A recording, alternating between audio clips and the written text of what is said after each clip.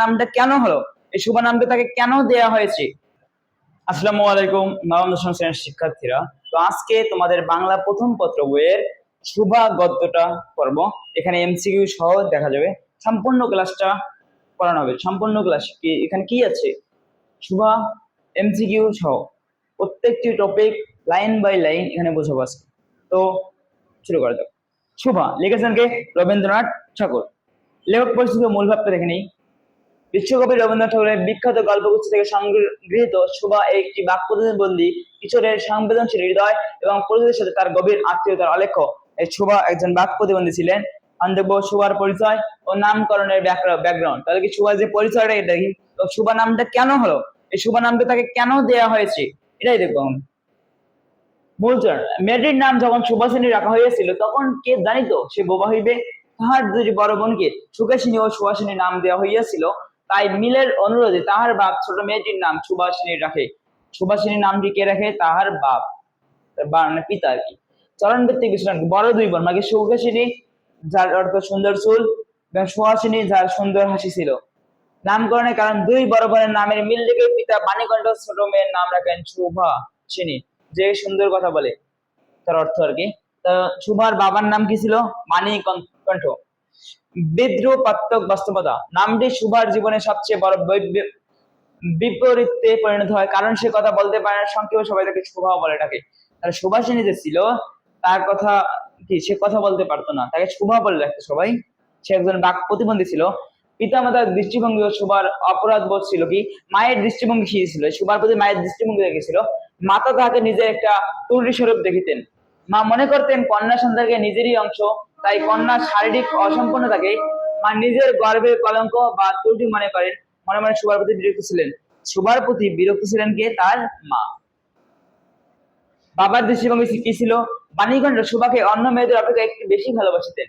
পিতা বাণীকণ্ঠ সুভাকে অন্য দুই কন্যার চেয়ে বেশি স্নেহ করতেন, কিন্তু সমাজের কাছে উত্তরদায়ী হওয়ার তিনি কন্যা ভারাক্রান্ত হৃদয়ে সর্বদা উদ্বিগ্ন থাকতেন। তাহলে এই যে বাবা ছিলেন বাণীকণ্ঠ, বাণীকণ্ঠ তার বাবা যে ছিলেন তিনি কিন্তু অনেক আদর করতেন, এই স্নেহ করতেন এই সুভাকে। অন্যান্য যে দুই বোন ছিল, মানে মেয়ে ছিল, তাদের থেকে একে বেশি ভালোবাসতেন। সুভার উপলব্ধি কি ছিল? সে যে বিধাতার অভিশাপ রূপে তার পিতৃগৃহে আসিয়া জন্মগ্রহণ করিয়াছে, এ কথা সে শিশুকাল হইতে বুঝিয়া লইয়াছিল। সে সর্বদা সাধারণের দৃষ্টিপাত থেকে নিজেকে গোপন রাখতে চাইতো। তাহলে অন্যান্য যে মানুষরা ছিল তাদের কাছ থেকে গোপন রাখতেছিল শুভা। সুভার চেহারার বর্ণালী ও চোখের পাতা। মূলচন। যার অন্য ভাষা নেই, তার চোখের ভাষা অসীম উদার এবং অতল স্পর্শ গভীর, অনেকটা স্বচ্ছ আকাশের মতো। চক্ষু ও প্রকৃতির বাকহীন রূপ। কালো চোখের ডাগর পাতা। সুভার দুটি কালো চোখ ছিল যার পল্লব অত্যন্ত দীর্ঘ। তার দুটি কালো চোখ ছিল, তার পল্লব যে ছিল তার দীর্ঘ ছিল। কথা না বলতে পারলেও চোখ সবসময় অনুভূতি প্রকাশ করতো। তাহলে শুভা কথা না বলতে পারলেও তার যে চোখটা ছিল কি সবসময় কি অনুভূতি প্রকাশ করতো। প্রকৃতির সাথে তুলনা কি ছিল? শুভা নির্জন দ্বীপ্রহের মতো শব্দহীন ও সঙ্গীহীন। তাহলে শুভা কি ছিল? প্রকৃতির সঙ্গে মতো দীপ্তহীন, শব্দহীন ছিল। সাধারণ ছেলেমেয়েরা তাকে ভয় পেত এবং তার সাথে খেলা করতো না। তাহলে দেখি সাধারণ যে ছেলেমেয়েরা ছিল সুভার সাথে কিন্তু খেলতো না, ভয় করতো। নদীর নাম। তার একটা নদী ছিল চণ্ডীপুর গ্রামের বুক চিরে বয়ে যাওয়া ছোট নদী সুভারই অন্য এক রূপ। তাহলে সুভার গ্রামের নাম কি ছিল? অনেক পরীক্ষা, বোর্ড পরীক্ষা আসছে এমসিকিউ এ। সুভার গ্রামের নাম ছিল চণ্ডীপুর। সুভার বন্ধু জগৎ সর্বশ্রী পাঙ্গলি ও বিড়াল শাবক। তার দুটা বন্ধু ছিল, সর্বশ্রী এবং পাঙ্গলি। মানুষ যখন সুভাকে এড়িয়েছিল তখন গোয়াল ঘরে দুটি সর্বশ্রী পাঙ্গলি বন্ধুত্বে পরিণত হয়েছিল তার পরম সুখ ভালো। তার কয়টা বন্ধু ছিল? দুইটা, সর্বশ্রী এবং পাঙ্গলি। ব্যাখ্যা। সুভা দিনে 3 বার গোয়াল ঘরে যেত। এটা মোস্ট ইম্পর্টেন্ট, যে কতবার দিনে গোয়াল ঘরে যেত? 3 বার।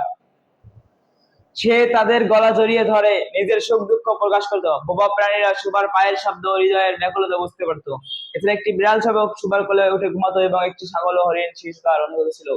তাহলে একটা বিড়াল শাবক ছিল, তার সুভার কোলে এসে ঘুমাতো এবং তিনি 3 বার দিনে গোয়াল ঘরে যেতেন। এবং সুভা কি, তার দুটা বন্ধু ছিল বিড়াল কি সর্বশী এবং পাঙ্গলি, মনে রাখবা। মানুষের সমাজের সঙ্গী। গোসাইদের প্রতাপ। গোসাইদের ছেলে প্রতাপ। প্রতাপের পরিচয় কি? গোসাইদের ছোট ছেলে প্রতাপ, সে নিতান্ত আক্রমণের লোক। প্রতাপের প্রধান শখ ছিল ছিপ ফেলে মাছ ধরা। Most important. প্রতাপের প্রধান শখ কি ছিল? ছিপ ফেলে মাছ ধরা। বাক্যহীন সঙ্গীর গুরুত্ব, মাছ ধরার সময় নীরবতা অপরিহার্য, তাই বাক্যহীন শুভ ছিল প্রতাপের জন্য স্বাভাবিক কাছে সঙ্গে প্রতাপ শুভকে আদর করে শু বলে রাখতো। তাহলে প্রতাপ শুভাকে আদর করে কি বলে রাখতো? শু বলে রাখতো। এটা ইম্পর্টেন্ট এমসিকিউ এর জন্য। এবং মাছ ধরতো, প্রতাপের প্রধান শক্তি ছিল মাছ ধরা, তাই না? মাছ ধরার সময় যদি কেউ কথা বলে তাহলে সে কি মাছ পাবে না? তো এর জন্য কি দরকার, মানে যে কথা বলতে পারে না বা কথা বলে না এরকম, সেই জন্য শোভার জন্য প্রতাপের জন্য শোভা বেস্ট চয়েস ছিল। শোভা নীরব শোভা, শোভা প্রতিদিন প্রতাপের জন্য একটি করে পান ছেঁচে নিয়ে যেত। প্রতাপের কাছে শোভা নিজেকে দরকারি মনে করে আনন্দ পেত। তাহলে শোভা কি নিয়ে যেত? প্রত্যেকদিন পান নিয়ে যেত। নবযৌবনের পদার্পণ ও বিদায়ের আকুল আবেদন, যৌবনের অনুভূতি ও কনের খোঁজে উদ্বেগ, শোভার বয়স ক্রমে বাড়িয়ে উঠেছে। বয়স তো বাড়বেই, এটা স্বাভাবিক ব্যাপার। শোভা পূর্ণিমা তিথির জোয়ারের মতো নিজের ভেতরে এক নতুন অনিবার্জনীয় চেতনা শক্তির বিকাশ অনুভব করছিল। কিন্তু সমাজে বোবা মেয়েকে নিয়ে পিতামাতার লোকনিন্দা বাড়তে থাকে। শেষ পর্যন্ত বাণীকণ্ঠ কলকাতায় গিয়ে মেয়েকে বিয়ে দেওয়ার সিদ্ধান্ত নেন। তাহলে পিতা বাণীকণ্ঠ কোথায় নিয়ে গিয়ে তাকে বিয়ে দেওয়ার সিদ্ধান্ত দেন? কলকাতায়। মাটির কাছে শোভার আকুল কান্না, তুমি আমাকে যাইতে দিও না মা। শুক্লা দ্বাদশীর রাতে শোভা শয়ন গৃহ থেকে বের হয়ে চিরপরিচিত নদীতে ঘাসের উপর লুটিয়ে পড়ে। সে দুই বাহু বাড়িয়ে ধরণীকে আঁকড়ে ধরে কাটতে থাকে যেন প্রকৃতি তার আসল মা। তাহলে কি সে কাটতে থাকে যে প্রকৃতি তার আসল মা, সে কলকাতাতে যেতে চায় না। গুরুত্বপূর্ণ শব্দার্থ ব্যাখ্যা, শব্দ থেকে কপল মানে গাল, এটা এমসিকিউ আসে। নেত্রপল্লব মানে চোখের কথা, শুক্ল দ্বাদশী মানে শুক্লপথের দ্বাদশ তিথি, নির্জন মূর্তি মানে জনমানবহীন বা নির্জন রূপ। এমসিকিউ আছে, সুভাষিনীর নাম রাখার প্রধান কারণ কি ছিল? বড় বোনদের নামের সাথে মিল রেখে। ছিপ ফেলে মাছ ধরা প্রধান শখ ছিল কার? গোসাইদের ছেলে পুতা। সুভার মা সুভাকে কি মনে রাখতেন? নিজের গর্বের কলঙ্ক বা ত্রুটি স্বরূপ দেখতেন। এলে প্রত্যেকটা আমরা পড়ছি আগে। সুভার গোয়ালঘরের গাভী দুটির নাম ছিল সর্বশী ও পাঙ্গলি। সর্বশী পাঙ্গলি কিসের নাম? গাভী দুটির নাম, মনে রাখবা। প্রতাপ সুভাকে অতিরিক্ত আদর সন্দেহ করে কি বলে রাখতো? বলে রাখতো। সুভা গল্পটি রবীন্দ্রনাথের কোন বিখ্যাত গল্প কোন থেকে? এটা গল্পের শুরুতেই পড়ছি যে গল্পগুচ্ছ থেকে সংকলিত। ধন্যবাদ।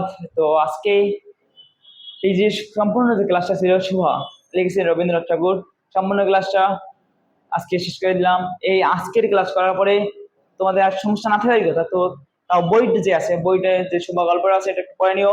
আর তোমার যদি এই ক্লাসটা ফেসবুক পেজ থেকে দেখে থাকো তাহলে ফলো দিও, এবং ইউটিউব থেকে দেখে থাকলে আমাদের ইউটিউব চ্যানেলটি সাবস্ক্রাইব করে রাখবে। ওকে।